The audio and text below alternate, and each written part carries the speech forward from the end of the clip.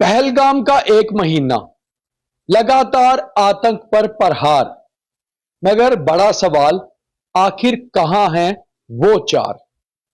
तो आज इसी पर बात करते हैं कि पहलगाम हमले का आज एक महीना पूरा हो गया। 22 अप्रैल 2025 को लगभग दोपहर के 2:30 बजे पहलगाम की बैसरन वादी में जिस तरह आतंकियों ने आतंक मचाया और चुन चुन के नाम पूछकर, धर्म पूछकर सैलानियों को एक एक करके गोली मारी, उसको आज एक महीना हो गया। मगर एक महीने में भारत ने कश्मीर से लाहौर तक हर जगह आतंक को ध्वस्त किया। अब इंतजार है उन चारों के मारे जाने का जिन्होंने खुद अपनी बंदूकों से उन निहत्थे सैलानियों पर गोलियां चलाई थी, गोलियां बरसाई थी। जहां से साजिशें हुई थी, जहां से प्लानिंग हुई थी, उनको तो हमने ध्वस्त कर दिया। अब उन चार का इंतजार है जिन्होंने इस आतंकी हमले को अंजाम दिया था। नमस्कार, मेरा नाम दीपक खजूरिया है। मेरे साथ editor in chief Pawan Sharma ji जुड़ रहे हैं और आज इसी पर बात करेंगे कि आखिर ये महीना आतंक पर प्रहार के लिए कितना बड़ा था और पिछले कुछ सालों के बदले हमने एक ही वार से लिए, मगर अभी भी वो चार जो हैं उनको लेकर लगातार सर्च चल रही है। पहलगाम और उसके आसपास की वादियों में, लगभग पूरे साउथ कश्मीर में सेना हो, पैरामिलिट्री फोर्सेस हो या जम्मू कश्मीर पुलिस लगातार लगातार सर्च कर रहे हैं और कोशिश कर रहे हैं कि उन्हें ढूंढ के मार गिराया जाए। तो पवन जी, दो चीजें, पहलगाम हमले का एक महीना आज पूरा हुआ, मगर एक महीने में आतंक पर जबरदस्त प्रहार हुआ। कश्मीर से लेकर लाहौर तक, इस्लामाबाद तक, मगर वो चार अभी भी नहीं मिल पा रहे जिन्होंने इस हमले को अंजाम दिया। तो कितना जो है सुरक्षा बलों का सर्च ऑपरेशन और तेज हुआ पहले से। देखिए, जाएंगे कहीं नहीं, मारे जाएंगे इधर ही, बहुत जल्द मारे जाएंगे। 6 कश्मीर में मार दिए, 4 आज घेरे में किश्तवाड़ में हैं। हालांकि वहां पर एक शहादत हुई है जवान की। चारों जैश के हैं।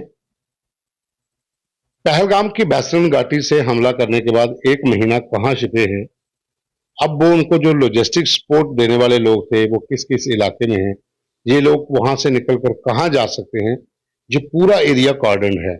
इसमें समय लगेगा क्योंकि वो ट्रेन टेररिस्ट हैं और उन्होंने इस तरीके की ट्रेनिंग रावलपिंडी में एसएसजी ग्रुप के साथ ली है कि वो महीनों जंगलों में रह सकते हैं।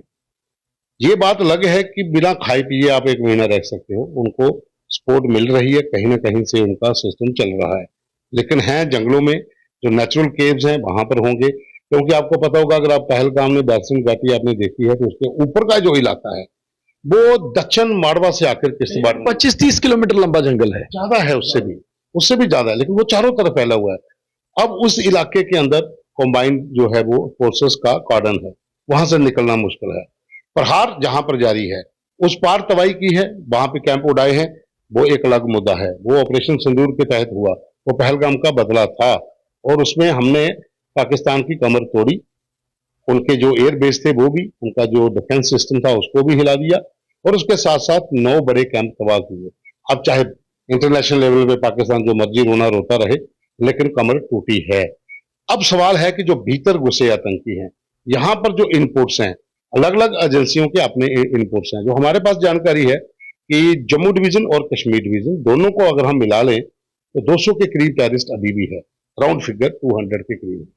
जम्मू डिवीजन में रजौरी पुंछ में कम है, लेकिन कठुआ, उधमपुर, किश्तवाड़ और डोडा में ज्यादा है। इस इलाके में आतंकी अभी भी वही टेक्निक अपना रहे हैं, उसी स्ट्रेटेजी के तहत कि नेचुरल केव्स को अपना ठिकाना बनाया जाए।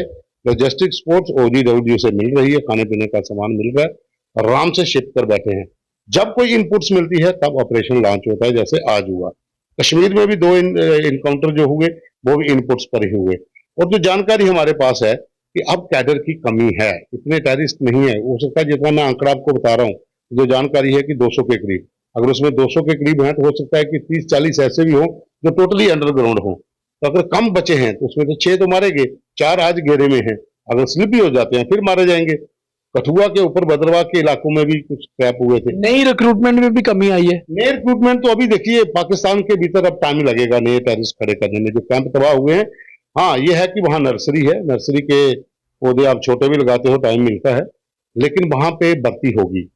जिस तरह से जमातुल दावा का एक टेक्निक है कि वो किसी न किसी तरीके से आतंकियों की भर्ती कर लेते हैं, उसमें समय लगेगा।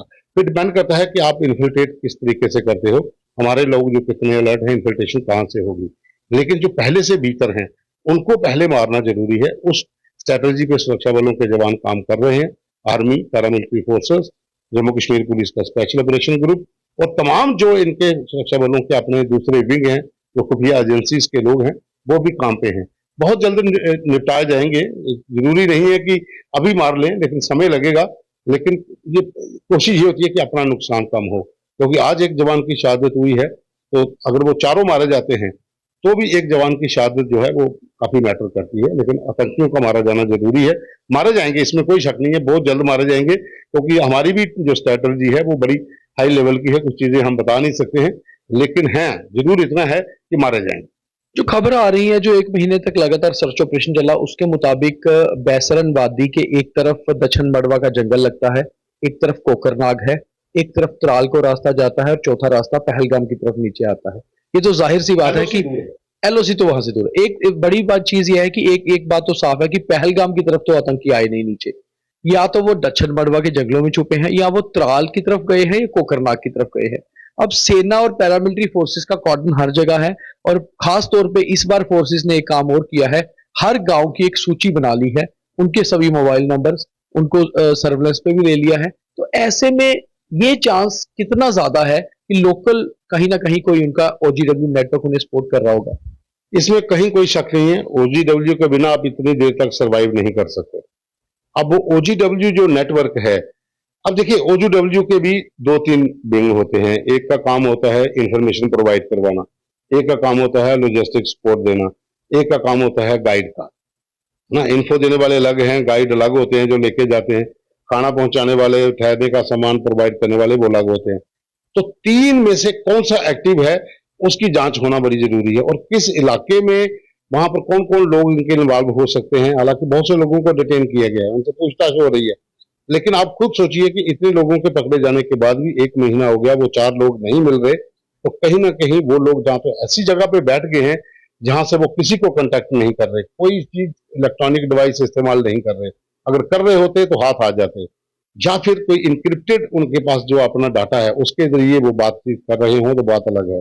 लेकिन ओजीडब्ल्यू का नेटवर्क कोई ना कोई उनके संपर्क ऐसा तो नहीं है कि वो कश्मीर से बहुत जल्दी बाहर निकल गए, 1-2 दिन में शुरू में ही बाहर निकल गए, या फिर उसी दिन जो कॉर्डन लग चुके थे, ऐसा बिल्कुल पॉसिबल नहीं है कि बाहर नहीं निकल सकते।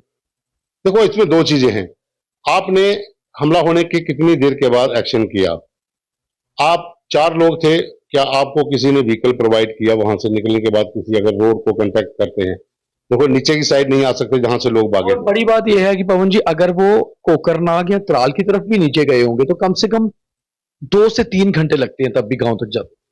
2 से 3 घंटे लगने का भी चांसेस हो सकता है कि निकलेगी हों, क्योंकि देखो जब हमला हुआ उसके कम से कम भी 2-3 घंटे के बाद फोर्सेस के जवान पहुंचे। फिर कार्डन करने में समय लगता है, क्योंकि पहले तो इन्फो कलेक्ट करनी है कितने लोगों का नुकसान हुआ। जब वो पता चल चुका है कितने लोग नुकसान हो चुका है, अब कार्डन करना है कि वहां भागे हैं। हो सकता है स्लिप हो गए हों उस इलाके से, लेकिन उसके स्लिप होने के बाद जिस तरीके से कार्डन मजबूत हुए, एलओसी तक पहुंचना बहुत मुश्किल है वो उसी एरिया में थोड़ा सा दूरी पर हो सकते हैं, किसी हिली एरिया में हो सकते हैं, आबादी वाले इलाके में भी वहां पर वो बेस बदल कर ओजीडब्ल्यू नेटवर्क के साथ रह सकते हैं। लेकिन भागने का सवाल नहीं है, एलओसी तक नहीं पहुंच सकते। मतलब आपका ये कहना है कि साउथ कश्मीर से निकलना मुश्किल है उनका। उसी एरिया में होंगे, टाइम लगेगा।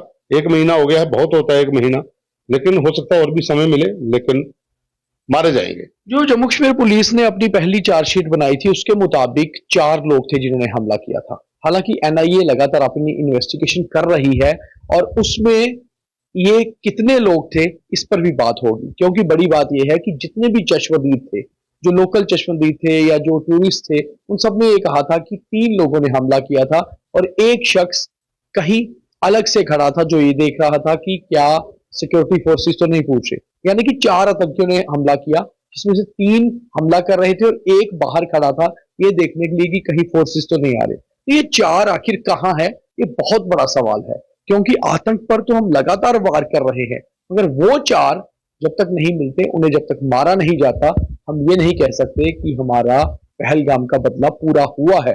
तभी तो हमारा ऑपरेशन सिंदूर अभी सस्पेंड है, पाकिस्तान में बैठे हुए आतंकियों के लिए भी और इस तरफ बैठे हुए आतंकियों के लिए भी। और आतंक पर प्रहार लगातार हो रहा है, जहां जहां आतंकी मिल रहे हैं ढूंढ के मार गिराया जा रहा है। मगर शायद उन 26 सैलानियों की आत्मा को शांति तब मिलेगी जब उन्हें गोलियों से भूनने वाले इन आतंकी दरिंदों को मार गिराया जाएगा। बहुत धन्यवाद।